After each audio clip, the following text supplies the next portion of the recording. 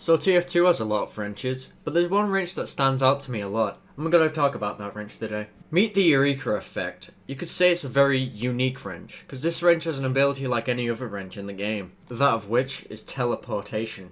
At the press of a button, a menu pops up that looks like this on the screen, letting you teleport to spawn, or you teleport or exit if it's active. The menu only appears if you have your melee out, so you won't be able to teleport when having your primary or secondary out, as it would interfere with reloading. When you teleport, you'll do an unskippable animation which takes 2 seconds to finish, so keep that in mind, as you may get killed. So I'd recommend getting into cover before teleporting.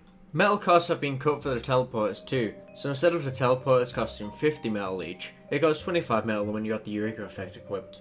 Of course, with upsides, there needs to be downsides too. When building up any building, it takes slightly more time to build up when wrench boosting it, but to be honest, it doesn't make a noticeable difference however unless you use the jag all the time. Now for our last downside, which in my opinion is quite fair, this being that you get 20% less metal from ammo packs. This means 160 metal from large ammo packs instead of 200 metal, 80 metal from medium ammo packs instead of 100 metal, and 32 metal from small ammo packs instead of 41 metal.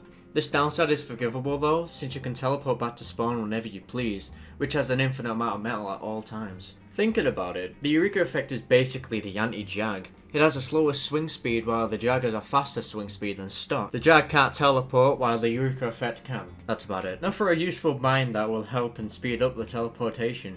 In the description I put a link to where you can get this bind. The bind's simple. You press B to teleport to spawn, and shift and B to go to your tele exit. Simple bind really. Here's a tip for when you're playing on a map that changes spawns a lot, like control points.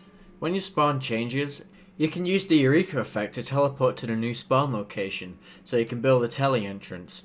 You can also use the teleportation mechanics to get back into spawn to get more metal when you're upgrading the teleporter. Now what would I add and change? Personally, I'd remove the slower swing speed, as it's not really needed. This change would probably make more people use the Eureka Effect. I'd also add a strange variant of the wrench.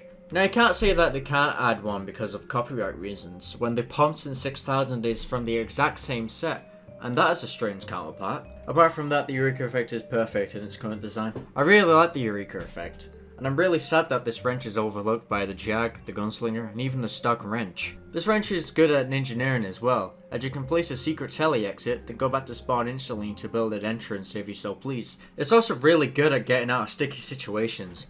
Like, let's say the whole enemy team is around the corner. You can teleport out of there easily with good timing.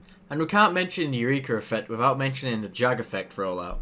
Now I personally don't use the Jag Effect rollout because I haven't learned how to do it yet, but I'll leave a link in the description to Uncle Dane's Jag Effect rollout video. What do you guys think of the Eureka Effect? I'd love to know. Personally, I think it's a really underrated wrench. Anyways, I hope you enjoyed and I'll see you in the next video. Peace.